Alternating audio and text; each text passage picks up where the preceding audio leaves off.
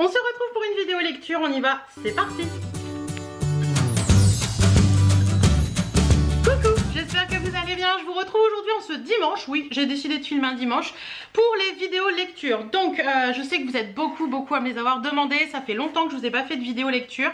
Et j'avais envie aujourd'hui parce que je redévore les livres depuis quelques temps. Et du coup je suis pas télé moi. Et c'est vrai que je me pose plus facilement dans mon lit avec un livre le soir. Ça me détend, ça me fait du bien. Donc là j'ai 4 livres à vous parler.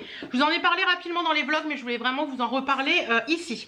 Alors on va commencer par celui-ci. Et si c'était vrai, de Marc Lévy.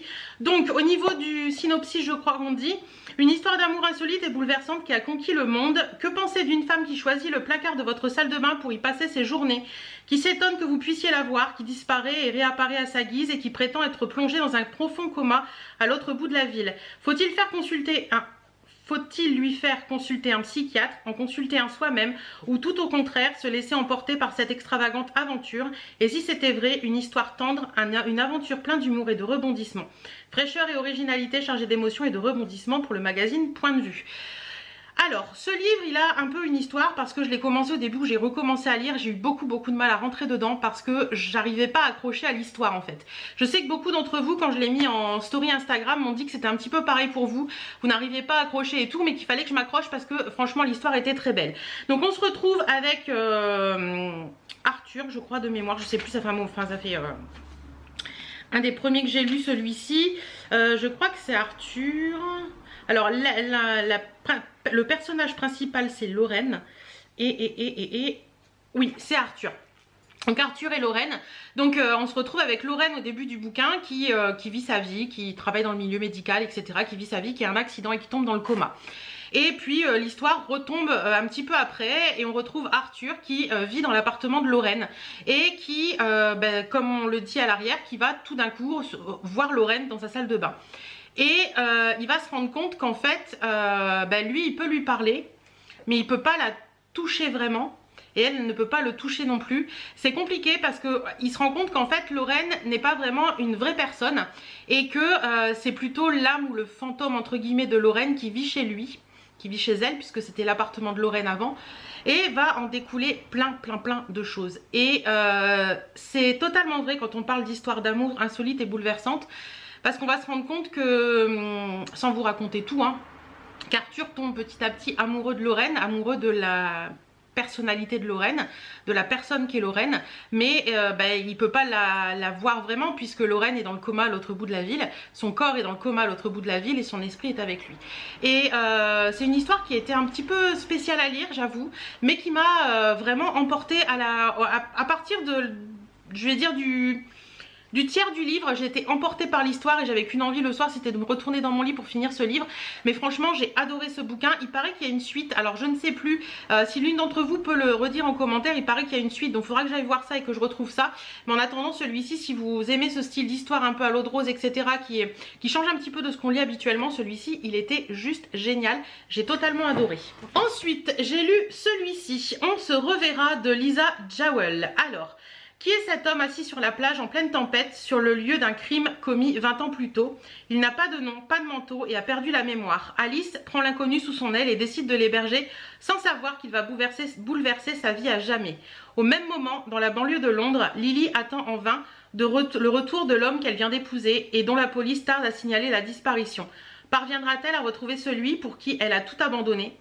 Ce roman, je l'ai adoré. Alors d'habitude je suis pas très roman un petit peu, comment on appelle ça, un petit peu à rebondissement comme ça, des romans un petit peu thriller on va dire.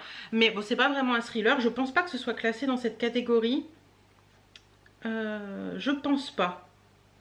Écoutez, je sais pas bien, mais en attendant j'ai adoré ce bouquin parce que il m'a pris du début à la fin, il m'a totalement emporté. Donc on retrouve dans ce bouquin cet homme inconnu sur la plage qui est là depuis 24 heures et que Alice se demande ce qu'il fait là. Et comme il commence à pleuvoir, elle va lui apporter un manteau pour l'aider un petit peu à être moins au froid.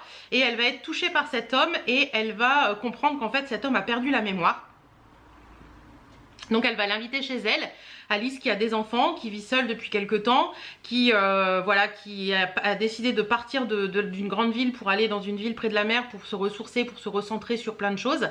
Et elle va découvrir en cet homme quelqu'un qui l'attire énormément.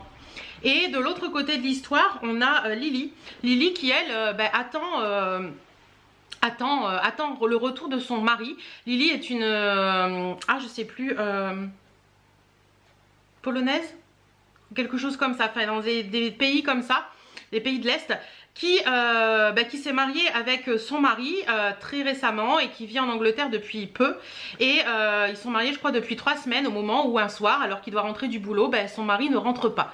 Et au début du roman, on se dit les deux affaires doivent être liées. La personne qui est retrouvée sur la plage, c'est sûrement le mari de Lily. Donc voilà, on se pose des questions, on lit, on essaie de comprendre. L'histoire se passe d'un côté puis de l'autre, et puis l'histoire tout d'un coup s'entremêle. Et on essaie de... On n'arrive pas bien à savoir, on essaie de comprendre. Et là, le gros rebondissement qui fait qu'on se dit « Ah ouais !» Ah ouais. Donc en fait, l'histoire rebascule du début... va dans l'enfance d'Arthur. Pourquoi je l'appelle Arthur? L'Arthur c'était l'autre, excusez-moi. Dans l'enfance de cet homme retrouvé sur la plage, dans l'adolescence. Et on va reparler un petit peu de tout ça. Et puis les histoires vont s'entremêler, vont se mêler. Et franchement, ce bouquin, il est haletant complètement. On n'a qu'une envie, c'est d'en savoir plus. J'avais beaucoup de mal à le refermer le soir pour savoir un petit peu ce qui se passait. Et franchement, ce livre, il est juste génial. Si vous l'avez aimé, je vais essayer d'en commander d'autres de Lisa Jawel, parce que franchement, celui-ci, je l'ai dévoré. Ensuite, celui-ci de Anne-Gaëlle Huon. Alors Anne-Gaëlle Huon, c'est une autrice que j'aime particulièrement, Ce que les étoiles doivent à la nuit. Ce roman, je l'ai adoré. Il n'y a pas de hasard, dit-on, seulement des rendez-vous. C'est ce que va découvrir Lise, chef prodige et étoilée, en partant au Pays Basque sur les traces de sa mère. Dans un petit village perdu, elle rencontre Monsieur Etchegoyen, dandy insaisissable, qui lui confie les clés de son restaurant et un défi à relever, faire de sa gargote une adresse gastronomique. Mais Peyo, le chef, ne voit pas arriver cette étrangère d'un bon œil. Ces deux âmes blessées vont devoir s'apprivoiser et affronter ensemble les fantômes du passé. Dans la lignée des demoiselles, Anne-Gaëlle Huon nous entraîne dans un univers enchanteur et savoureux, une histoire universelle qui nous parle d'espoir, d'amour et nous redonne le goût de la vie. Alors, dans ce roman, on va passer d'une époque lointaine, on va dire, d'une trentaine, quarantaine d'années à maintenant, mais d'une facilité un petit peu déconcertante en fait. On va vous raconter l'histoire de Balthazar, on va vous raconter l'histoire de je ne sais plus comment elle s'appelle, Lise je crois, l'histoire de, non c'est pas Lise, l'histoire de Romy. Donc on va vous raconter l'histoire d'amour que vit Balthazar et Romy, et en même temps, on vous raconte l'histoire de Lise. Lise qui était une chef étoilée sur Paris, qui a perdu sa maman il y a quelques années et qui a ouvert un restaurant à Paris qui s'appelle Romy, et qui malheureusement a été étoilée, mais rencontre un souci avec une de ses employées qui l'a fait descendre plus bas que terre, puisqu'elle a des gros soucis au niveau de... il y a eu une intoxication alimentaire dans son restaurant, et de par ça tout est fermé, tout est remis en question. Elle est la risée de tous les magazines, etc., etc. Et Lise va donc au Pays Basque suite à un message qu'elle reçoit. Elle va au Pays Basque et là plein de choses vont en découler. On va se retrouver avec... Lise et Peyo, donc Peyo qui est le chef qui travaille dans ce restaurant que Monsieur Etchegoyen veut confier à Lise, et on va se rendre compte que ces deux âmes blessées vont apprendre à s'apprivoiser petit à petit, vont apprendre à se comprendre, et une histoire d'amour va en naître. Mais c'est un peu original, c'est spécial, parce qu'il y a Monsieur Etchegoyen, on se demande ce qu'il fait là, et puis petit à petit on comprend ce qu'il fait là. Et franchement ce bouquin il est parfait quoi, il est vraiment bien. Anne-Gaëlle Huon a une façon d'écrire qui me plaît énormément, et il y a l'histoire de cette petite fille aussi qui est atteinte d'une maladie assez grave que Lise rencontre, et qui va encore apporter un peu plus de piment à cette histoire, qui va apporter encore plus d'émotionnel dans cette histoire. Mais franchement ce livre, lisez-le, franchement vous serez pas déçus. Et pour finir avec cette chronique lecture, on va parler de Claire Norton et de Celle que je suis. Et en second titre, on a Comment aider quelqu'un à se reconstruire. J'ai adoré ce bouquin, je l'ai fini avant-hier soir. Ce bouquin, il parle d'un thème très fort en fait. Donc discrète, ordinaire, Valentine jongle entre son petit garçon Nathan qu'elle chérit de tout son cœur et son travail à temps partiel dans une grande surface culturelle. Pourtant, dès que la porte de leur appartement se referme, elle vit dans la terreur, redoutant la colère et la jalousie de son mari. L'arrivée d'un couple dans l'appartement d'en face bouleverse sa vision du monde. Comment résister à la bonté de Guy, qui se conduit avec Nathan comme le grand-père qu'il n'a jamais eu? Comment refuser la tendresse de Suzette, cette femme si maternelle? Peu à peu, Valentine se laisse apprivoiser jusqu'au jour où elle commet une minuscule imprudence aux conséquences dramatiques. Mais alors, elle ne sera plus seule pour affronter son bourreau et reconstruire sa vie volée. Maison de la Presse, Le Touquet Paris-Plage dit bouleversant, poignant, magistral, un roman qui marquera votre esprit pour longtemps. Et je suis totalement d'accord. Claire Norton, elle a également écrit Malgré nous et ces petits riens qui nous animent, que j'ai adoré lire. Et voilà, Claire Norton, ça fait partie des autrices que j'aime beaucoup. Là, dans ce livre, on va retrouver Valentine. Donc Valentine est une femme qui est frappée par son mari, une femme qui est victime de violences conjugales. Et elle a un petit Nathan, et Valentine sait pertinemment quand donc Daniel, son mari, elle sait quand il va avoir des excès de violence. C'est-à-dire que quand elle voit qu'il rentre et qu'il a une façon de faire et tout, elle sait que c'est le jour où ça va pas se passer bien. Et Valentine, en fait, c'est une femme qui est, à part aller travailler dans son travail à mi-temps, c'est une femme qui doit rester chez elle obligatoirement, qui a des horaires fixes, c'est-à-dire qu'elle peut aller chercher son enfant à l'école, mais qu'elle ne peut pas sortir en dehors de chez elle si son mari ne lui a pas autorisé.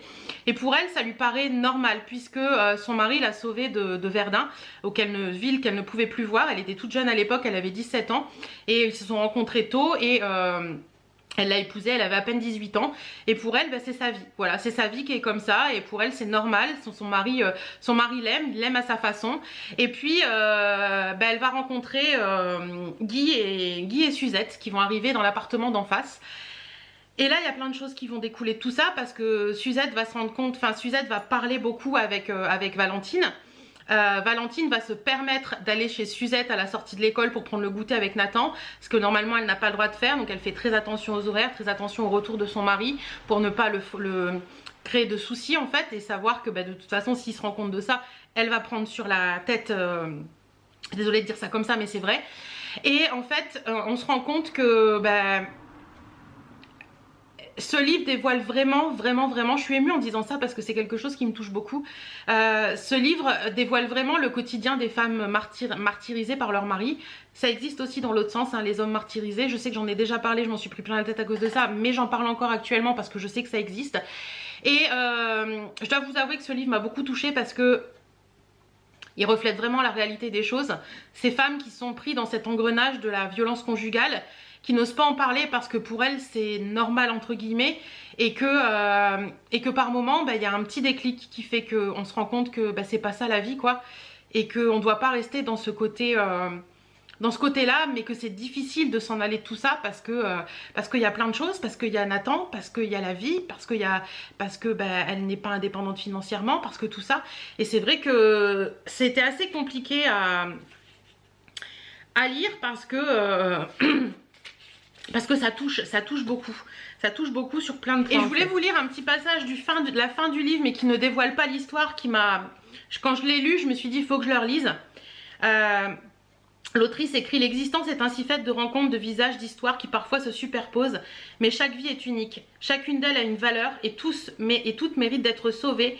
Qui que vous soyez, pensez-y. Comme je l'écrivais au début de ce carnet, nous ne sommes que le produit de notre histoire et la mienne avait mal commencé. Je m'appelle Valentine, Simone, Jacqueline, Marie, Léa, Manon, Louise, Rachel. Je suis tour à tour brune, blonde, rouge, châtain. Je n'ai pas d'âge, pas de visage. Je suis invisible mais je suis partout.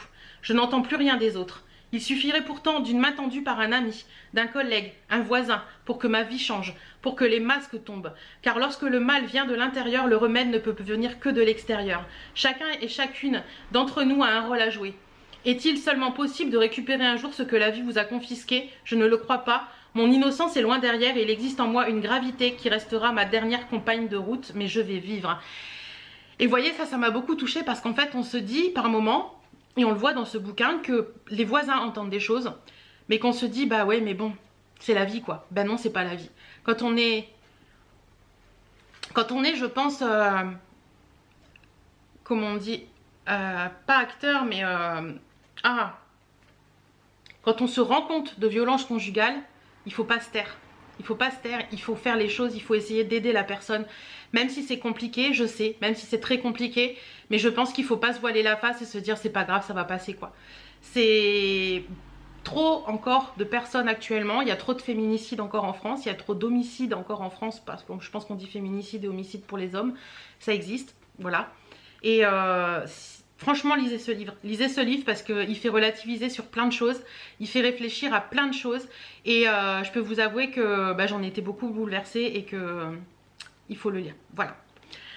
Voilà, j'en ai fini avec cette chronique lecture, avec ce dernier livre qui m'a beaucoup touchée. En attendant, j'espère que cette vidéo vous aura plu. Si vous avez des livres à me conseiller, n'hésitez pas à le faire. Je vous fais d'énormes bisous. Prenez soin de vous, portez-vous bien. Et à très bientôt.